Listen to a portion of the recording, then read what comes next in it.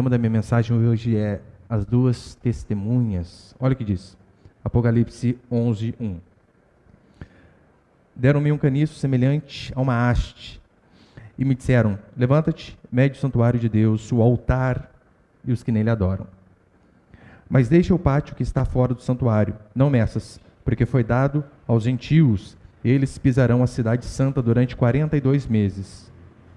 Conhecereis as minhas duas testemunhas que profetizem, concederei as minhas duas testemunhas que profetizem durante 1260 dias vestidas de pano de saco.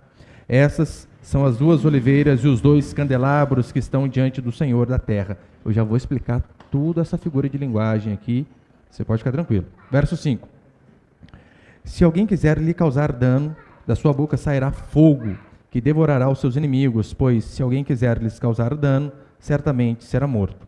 Elas têm o poder de fechar o céu para que não chova durante os dias da sua profecia, e têm o poder sobre as águas para convertê-la em sangue, e também para ferir a terra com todo tipo de praga quantas vezes quiserem.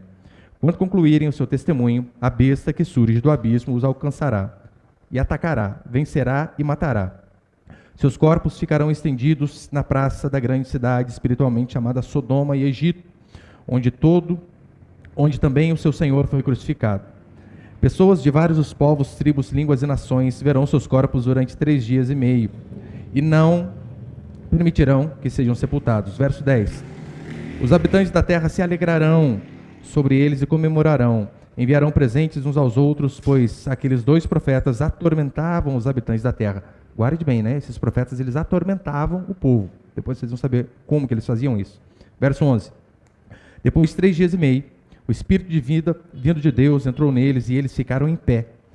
E os que viram foram tomados de grande temor. Então ouviram uma forte voz do céu que lhe dizia: subi vós para cá. Eles subiram ao céu em uma nuvem, e seus inimigos os viram. Verso 13. Naquela hora houve um grande terremoto, e a 10ª parte da cidade caiu, e foram mortos 7.000 homens no terremoto. Os demais ficaram atemorizados e deram glória a Deus do céu, ao Deus do céu. Segundo, passou, o terceiro está por vir, e depois ele vai entrar na 7ª trombeta, que é o juízo final, que semana que vem, se o Senhor permitir, falarei sobre isso. Olha para cá, por favor. Se você já assistiu aqueles filmes, acho que é Deixados para Trás, alguns sobre Apocalipse, ou até mesmo a novela que passou na Record, esse é um episódio muito marcante, a questão das duas testemunhas, e eu e você precisamos entender de fato o que a Escritura dizia.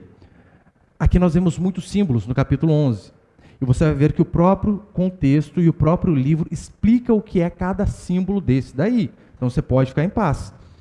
Você lembra? Para ilustrar, para ficar mais fácil, põe ali o slide, por favor. Aqui primeiro ele diz que ele vai medir o átrio, né? Vai medir o lugar santo, e o átrio ele não vai medir. Só para a gente entender o que eu vou falar aqui no final, né, do meio para o final, você precisa lembrar mais ou menos como que era, ou saber, né, como que era a divisão do templo no Antigo Testamento. Você lembra que tinha essa parte maior, né, que é chamado o pátio, ou o átrio exterior. Aí então tinha o santo lugar e tinha o santo dos santos, que era onde ficava a Arca da Aliança, e tinha o véu ali. Neste santo dos santos, apenas o sumo sacerdote entrava uma vez no ano, no dia do perdão nacional, no dia do Yom Kippur. Mas tinha o lugar santo e o átrio, que é toda esta parte externa. Pode deixar ali. Que é toda aquela parte externa ali. E por mais que aqui nós lemos falando que sobre a cidade santa, aqui o texto não fala sobre Jerusalém. Por quê? Porque você vai ver que não fala sobre a Jerusalém ali, no caso, terrena, né? É apenas uma pegadinha que depois o texto mesmo vai explicar. Lembra que faz tempo, quase toda quarta-feira eu falo, Apocalipse ele vem dividido em 7 sessões paralelas e progressivas, e essa sessão a qual nós estamos é a sessão das trombetas, que vai terminar justamente aqui no capítulo 11, do capítulo 8 até o capítulo 11, que fala da sessão das trombetas. Esses inúmeros símbolos que nós temos aqui, pessoas fazem heresias, dizem absurdos em relação a eles, sendo que o próprio livro de Apocalipse é bem claro em relação à maioria destes símbolos. É tão certo que Apocalipse capítulo 1, verso 20, olha o que a Escritura vai dizer. Este é o mistério das 7 estrelas que viste na minha mão direita e dos 7 candelabros de ouro. As estrelas são 7 anjos, os anjos das 7 igrejas, e os 7 candelabros são as 7 igrejas. Na maioria das vezes você vai ver Apocalipse, ele dá a simbologia e logo depois já dá a aplicação também. E basicamente aqui no capítulo 11 nós veremos falar sobre o cuidado de Deus para com a sua igreja, que é isso que fala a parte de medir ali o lugar santo, sobre a mensagem que a igreja prega ao mundo, sobre a perseguição contra a igreja devido à sua mensagem e no final o triunfo da igreja. É basicamente esse aqui é o esboço do capítulo 11. Então é de suma importância a gente saber o significado de cada um desses símbolos que aqui João vai nos explicar.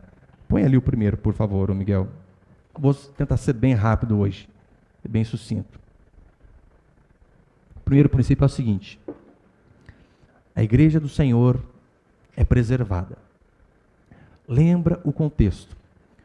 Quando eu falei sobre as 7 igrejas, elas sofreram perseguição, elas sofreram com impérios, muitos foram decapitados, muitos foram mortos, a igreja sofreu demais, foram mortos, mas ainda assim o que a Escritura vai dizer é que o Senhor, ele vai preservar a sua igreja, ainda que alguns morram, sejam martirizados, a igreja do Senhor sempre vai ser preservada. E nós vemos isto aqui no versículo 1 e 2, quando ele vai dizer assim, né? Deram-me um caniço semelhante a uma haste, é como se fosse uma fita métrica. E me disseram, levanta-te, mede o santuário de Deus, o altar e os que nele adoram. Mas deixa o pátio que está fora do santuário, não meças, porque foi dado aos gentios, eles pisarão a cidade santa durante 42 meses. Pisarão é no sentido de subjugar. Que ele está dizendo, olha, meça lá o templo, né, como nós colocamos ali, só que o átrio, a parte de fora, vocês deixem sem medir. Aquilo vai ficar por conta dos gentios e eles vão pisar a cidade santa. O contexto de Apocalipse é Deus descarregando o juízo sobre o povo. Lembre-se sempre disso. Deus descarrega o juízo sobre os homens impenitentes, sobre aqueles que não se arrependem dos seus pecados. Só que nós sempre vemos Deus protegendo uma parte do povo de Deus. Dos 144 mil foi exatamente isso que ele disse. Olha, o povo vai ser consumido, o povo vai ser devorado pela ira de Deus, mas uma parte Deus vai proteger. Então, aqui é mais uma vez Deus dando uma outra ilustração de como ele sempre protege aqueles que são povo verdadeiro. É apenas uma outra ilustração para mostrar Deus protegendo o seu povo. E ele faz de que jeito? Demarcando essa área.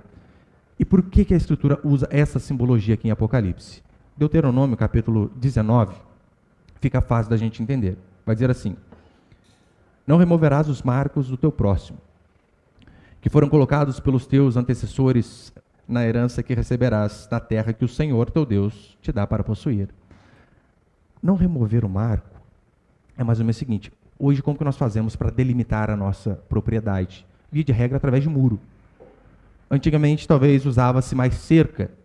Então, tinha uma forma de você burlar o sistema e você pegar um pedacinho do terreno do vizinho para você. Qual era esse jeito? Você pegava a sua cerca e colocava um pouquinho para dentro do terreno dele. Essa é a ilustração que dá. E aqui o santuário, de fato, ele representa a igreja, mas a igreja verdadeira do Senhor. E essa igreja verdadeira, que a Bíblia diz, é que os seus filhos sempre serão protegidos. Como eu disse, a igreja sempre foi perseguida. Mas você reparou que ela nunca foi extinta? Durante toda a história da igreja houve perseguição, mas Deus sempre deixou, nem que seja um povo pequeno ali na Babilônia, escravo, que depois multiplicaria de novo e voltaria a ser um povo forte. Esta é a história de toda a Escritura. Nós que somos a igreja do Senhor, podemos passar por dificuldades, por tribulação, por angústias. Não é isso exatamente que o Salmo 23 vai dizer? Ainda que eu ande pelo vale da sombra e da morte. É possível. É possível, crentes, filhos de Deus genuínos, andarem pelo vale da sombra e da morte, mas ainda que sofram, que sejam perseguidos, o que a palavra do Senhor diz é que Deus jamais vai desamparar os seus filhos. Não há circunstância, não importa, perseguição, enfermidade, comunismo, morte, não importa, Deus sempre vai preservar os seus. E aqui quando ele diz que ele vai nos proteger, não diz necessariamente dos flagelos aqui deste mundo, Porque o exemplo disso são as 7 igrejas. Sofreram e sofreram demais. O exemplo disso é essa pandemia que nos ataca, gente. É só ímpio que está morrendo um monte de crente também. Mas o que a Escritura vai dizer é que a proteção de Deus em relação a mim e a você é que, para aqueles que estão em Cristo, não há nenhuma condenação. Ainda assim que a morte, o vírus, a doença nos acometa, a pobreza, a desgraça, a morte nos alcance. Para aqueles que estão em Cristo Jesus, a palavra do Senhor vai dizer que não há nenhuma condenação para nós. Então, quando a Escritura ilustra Deus mandando medir ali a sua igreja, é para mostrar, esta propriedade é minha, particular. Não é isso que nós fazemos? Quando compramos um terreno, às vezes mandamos morar, passamos a Escritura para o nosso nome para dizer, isto é meu. É exatamente isso que a Escritura está dizendo. Deus nos assegurando de que, não importa o que aconteça, vocês são propriedade particular minha, do Senhor. Nós somos comprados pelo sangue de Jesus. Ele pagou o preço por nós. Então não há nada, nem ninguém, que pode cancelar esse contrato com o nosso Deus. Só que, repare, volta ali a figura, por favor, Miguel, a anterior, lá do templo, voltar, isso. Repare que ele diz que a proteção dele não vai se estender ao pátio, né, ao átrio exterior ali. Aquilo ali não.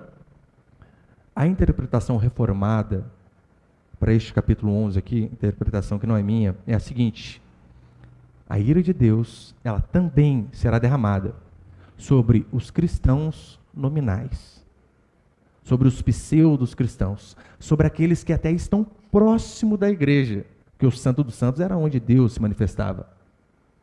E repare, o átrio ele está ali, está próximo. A interpretação da igreja histórica é que a ira de Deus será derramada sobre os ímpios, inclusive sobre esses, sobre aqueles que são cristãos apenas por nome, aqueles que até falam um evangeliquez de vez em quando, oh, a paz, irmão, aleluia, glória a Deus. Estão próximos, mas na verdade não fazem parte do povo de Deus. Sobre aqueles que têm até uma ligação com o povo de Deus, mas a ligação é apenas física. É apenas o contato físico, não há uma entrega genuína, não há de fato uma conversão genuína, não há uma fé verdadeira entregue de toda a vida para o Senhor. A Bíblia diz que o Senhor também vai punir a esses daí, porque esses apenas parecem estar próximos. Estes são aqueles que Paulo diz, que eles se dizem judeus, mas não são. E, sem sombra de dúvida, a igreja está cheia desses. Aqueles que parecem crentes, falam como crentes, andam com a Bíblia de crentes, mas na verdade nunca foram, porque a sua atitude não tem a ver com aquilo que o Evangelho nos coloca. A sua postura diante da sociedade, ele aprendeu a ir ao culto, a frequentar uma igreja, mas não se converteu verdadeiramente. Então, os membros de igreja que não são verdadeiros cristãos, a interpretação histórica da igreja é que esses também serão punidos. No verso 8, olha o que vai dizer, Apocalipse, capítulo 11, verso 8. Seus corpos ficarão estendidos na praça da grande cidade, espiritualmente chamada Sodoma e Egito, onde também o seu Senhor foi crucificado. Essa Jerusalém aqui não é a Jerusalém terrena, mas é que é apenas um símbolo de tudo aquilo que é mundano. Porque, repare, Jesus foi crucificado em Jerusalém? Sim. Mas aqui ele compara Jerusalém com o quê? Sodoma. Lembra o que aconteceu com Sodoma? E com o Egito, onde a perversidade era demais. Ou seja, o povo que era para ser de Deus acabou se prostituindo, se mundanizando. E tudo aquilo que se levanta contra o Senhor, a Bíblia chama de mundo. No tocante a isso, há muitas igrejas que nós podemos dizer, sem sombra de dúvida, que não passam de igrejas mundanas, que às vezes têm o local de culto, a Bíblia correta, mas ainda assim estão longe de pregar a palavra de Deus. Por quê? Lembra que quem matou na verdade Jesus não foram as pessoas de fora. Quem entregou Jesus Cristo foram os homens de dentro, aqueles que eram religiosos, tinham o livro correto, A princípio tinham a fé correta, mas não era uma fé genuína. E por que aqui Jerusalém é usada como mundo? Para mostrar que Deus ele fez a igreja para si, mas infelizmente os homens foram se desvirtuando a cada dia mais. Foram, ao invés de serem transformados à imagem e semelhança de Deus constantemente, eles se desvirtuaram. Assim como Deus criou o mundo. E quando ele criou o mundo, ele fez o homem e diz, olha, este aqui vai ser a minha imagem e semelhança. Mas o pecado foi desvirtuando, foi fazendo com que o homem se transformasse em um monstro. Da mesma forma acontecia com a igreja. Deus queria a igreja para si, mas por conta do pecado, o ser humano foi a cada dia mais como um esmigo. Por conta do poder, no caso do ser humano, por conta do pecado, se transformando em um monstro horrendo a cada dia mais. Por isso, que quando o homem mau for condenado, ele não vai poder dizer que Deus foi injusto, de forma alguma. Deus deu diversas oportunidades. Deus fez o sol, a terra. Romanos 1, Paulo vai dizer que, olha, a divindade ela é conhecida por meio das coisas que foram criadas. Como você pode olhar para um mundo tão fabuloso desse, e mesmo assim dizer, veio de uma explosão, veio do nada? Não, a mensagem do Evangelho está por todo lado. E como aqui no capítulo 11, quase tudo é apenas figuras, esses 42 meses também é apenas um exemplo de todo o período do qual a pregação foi divulgada. E mesmo assim, muitos não chegaram a ouvir. O segundo, põe ele, por favor. O segundo princípio é sobre o testemunho da igreja. No versículo 3, você pode acompanhar comigo? Apocalipse 11, 3. Vai dizer assim: concedei às minhas duas testemunhas que profetizem durante 1260 dias. 1260 dias vestidas de pano de saco. Qual que é a interpretação pentecostal básica aqui dessas duas testemunhas? Talvez você já ouviu falar. Eles acreditam que essas duas testemunhas são Elias e Moisés, porque os eventos são bem parecidos. Elias orou e o céu parou de derramar água, parou de chover.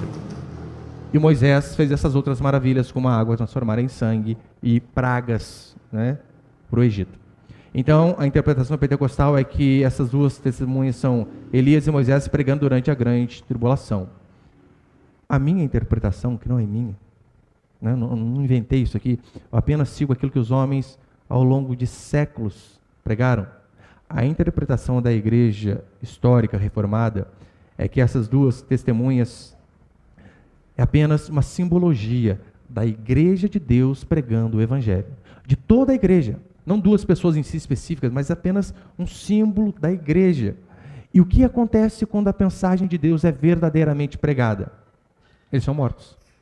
Não foi isso que nós vimos no capítulo 10? Capítulo anterior? Que o anjo vem e diz para João, João, pega este livro e come. Na boca vai ser doce, mas no estômago vai ser amargo. E qual que é aquela interpretação? É que a palavra de Deus ela faz isso. Ela vem, para uns, ela traz a doçura da salvação. Em compensação, para outros, ela traz o amargo da condenação. É apenas essas duas atitudes que causam nas pessoas. Tanto é que em Lucas 10, lembra que Jesus ele envia os discípulos de 2 em 2 para quê? Para pregar. A Escritura diz que onde 2 ou 3 estiverem reunidos, o Senhor vai se fazer presente. Então, essas duas testemunhas é apenas um símbolo da igreja levando a mensagem do Evangelho. E o que acontece quando essa mensagem de fato ela é pregada? O mundo odeia. Meu irmão, se a palavra de Deus é de fato pregada, não tem como as pessoas de fora nos aplaudirem. Hoje eu vi uma entrevista do padre, não vou falar qualquer, né? O Forte, lá. E o povo, é claro, ele pega uns religiosos para colocar na fogueira. Daí põe uma homossexual aqui, uma cheia de tatuagem ali, uma mulher com um vestido minúsculo, sentado de frente para o padre. Gente do céu, é para arrebentar, né? E eles perguntando, padre, o que você acha da roupa da fulana? Ainda colocou a mulher de vestido curto na frente dele para perguntar, o que o senhor acha? E a resposta dele, meu irmão, foi tipo assim, nem uma coisa nem outra, muito pelo contrário. Falou e não falou nada. Na verdade, claro que ele arregou. Quem sou eu para julgar? A roupa cada um decida aquilo que é melhor. Tem como você ficar mal com as pessoas assim? Não, não tem. E sobre tatuagem? Olha a resposta dele. Eu sempre tive vontade de fazer, eu não tive tempo. Gente, pronto. agradou todo mundo. Saiu dali quase que ovacionado. Sinal de que a palavra de Deus não foi pregada. Porque quando ela é pregada, via de regra, acontece como Jesus fez em Lucas capítulo 4. Ele começa a falar que o Espírito do Senhor estava sobre ele, que o Senhor ungiu, e depois ele mostra o pecado das pessoas, aquelas pessoas que estavam maravilhadas com a pregação dele. Instantes depois, se iram a ponto de querer matá-lo. É isso que a palavra de Deus verdadeiramente vai causar nas pessoas. E é tão interessante que as pessoas ali comemoram a morte dessas duas testemunhas. Distribuem presentes um para o outro, festejando. Não queriam nem deixar enterrar aquelas duas testemunhas. Dificilmente você vai achar um comentário bíblico que explique isso daí, mas pelo contexto ali, a intenção é o seguinte, gente, é felicidade demais esses dois mortos. A gente não pode deixar enterrar, por quê? Porque vai ser um velório constante, ou seja, alegria constante para nós. Não temos mais essa voz ali nos atormentando, como diz o versículo 10, que elas atormentavam o povo. E como que essas duas testemunhas atormentavam o povo? Como que a igreja atormenta as pessoas? Ora, é através da mensagem. Qual mensagem? A mensagem do arrependimento. Isso aqui causa tormento. É por isso que a Escritura diz que elas estão vestidas de pano de saco. Pano de saco é apenas um símbolo de humilhação. Quando o povo queria mostrar que realmente eles eram pecadores, que eles tinham errado e queriam se arrepender diante do Senhor, no Antigo Testamento eles se vestiam de pano de saco como símbolo dessa humilhação. E essas duas testemunhas pregavam justamente sobre o arrependimento. E o que se espera quando se prega sobre o arrependimento? Que as pessoas se humilhem. Não adianta. Quando você é confrontado com o seu pecado, você tem duas alternativas. Lembra quando João Batista chega diante de Herodes e diz: não te é lícito possuir a mulher de teu irmão. Herodes tinha duas opções. Ou eu me arrependo, me humilho e faço o que é certo, abandono esse caso extraconjugal. Ou tem um caminho mais fácil. Eu tenho poder, eu arranco a cabeça de João. Acabo com ele. Mando prender. Essas duas atitudes que nós temos diante da pregação do Evangelho. Nós podemos nos quebrantar, nos humilhar e nos arrepender. Ou você pode nunca mais voltar para a igreja. Você pode pausar o vídeo no YouTube. Você pode mudar de canal da TV. Apenas para você não ouvir a mensagem do arrependimento. Lucas, ele vai resumir a pregação de João Batista e a pregação de Jesus Cristo em uma sentença. Ele diz assim, a mensagem deles era: arrependei-vos, porque está próximo o reino dos céus. A tônica da mensagem desses dois grandes homens era a mesma.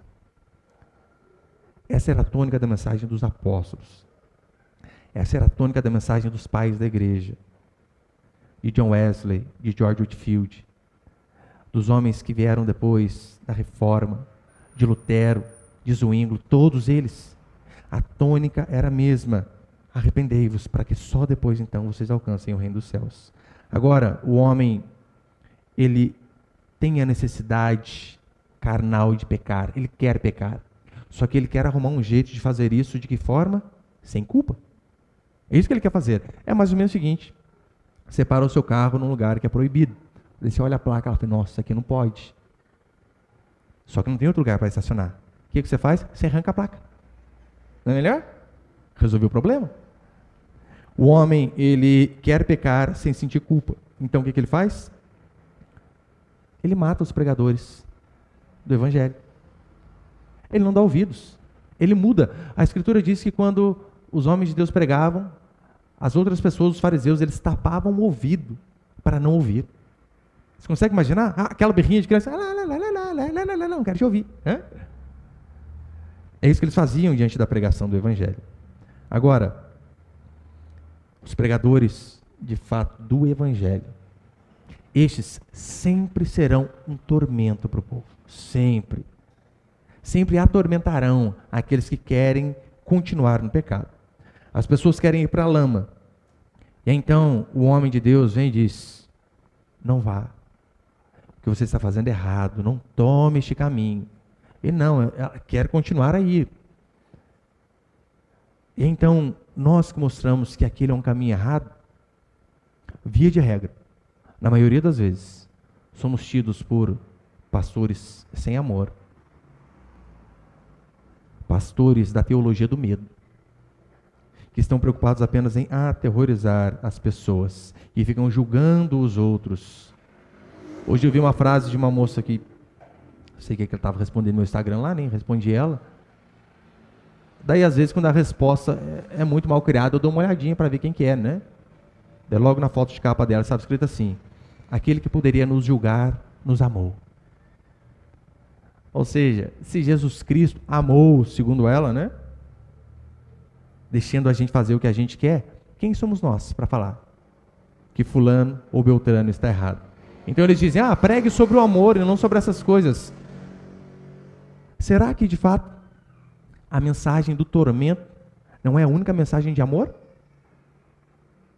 É isso que a Escritura diz, por mais que pareça contraditório, mas aquela mensagem que traz tormento para a sua alma é a única mensagem que pode te transformar. Um exemplo disso, o apóstolo Paulo, lá em Atos capítulo 24, olha o que diz a Escritura. E discorrendo quem? Ele, Paulo.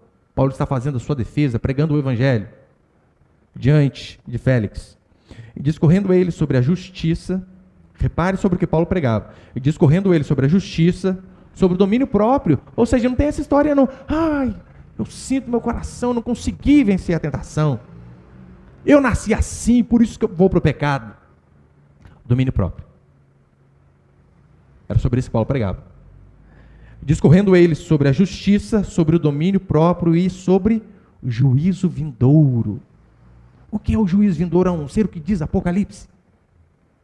Sobre o dia do juízo, sobre o dia da punição, sobre o dia da ira de Deus derramado sobre todos aqueles impenitentes que não se arrependeram. Este é o dia do juízo. Olha o que aconteceu com Félix. Félix ficou com medo. Algumas versões dizem, Félix ficou amedrontado. Você consegue imaginar isso?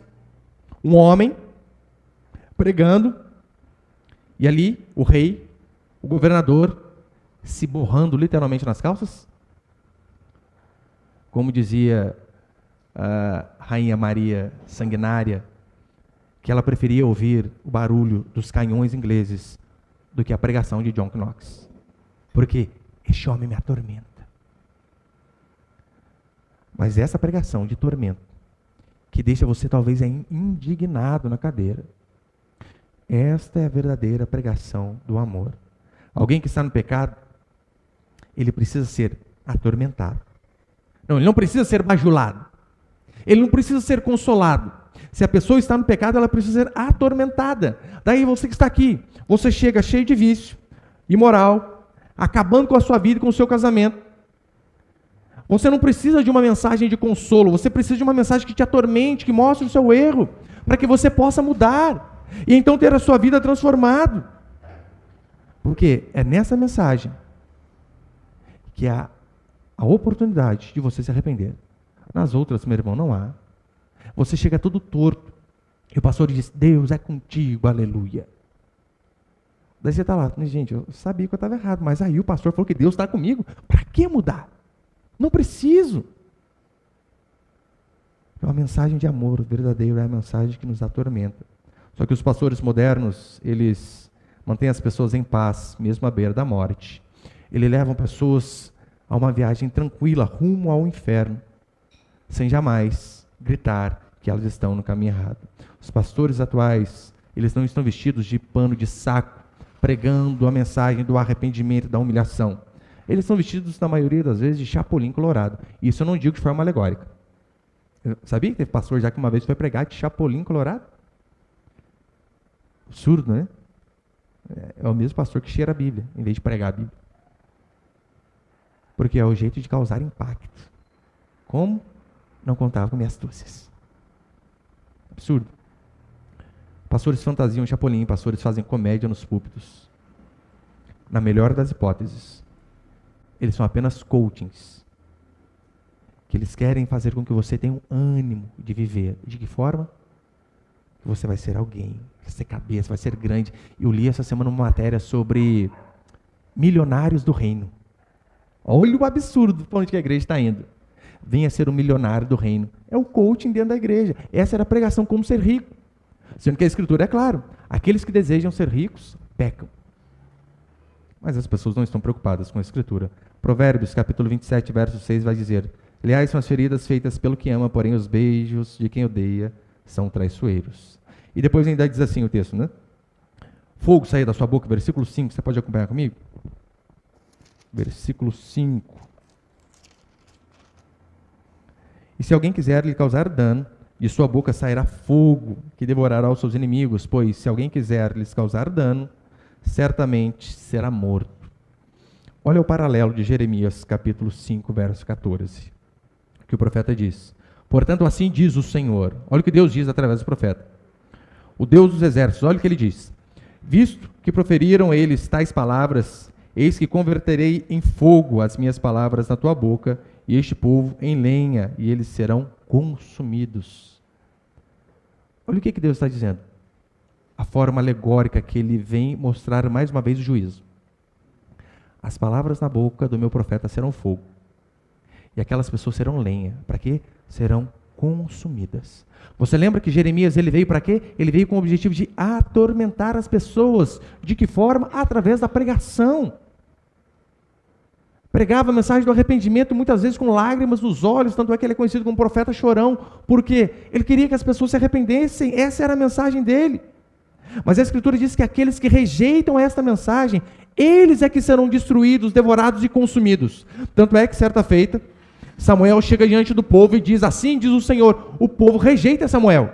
Aí, então Deus vem e conversa com o profeta Samuel e diz assim: Samuel, fica em paz. Eles não rejeitaram você.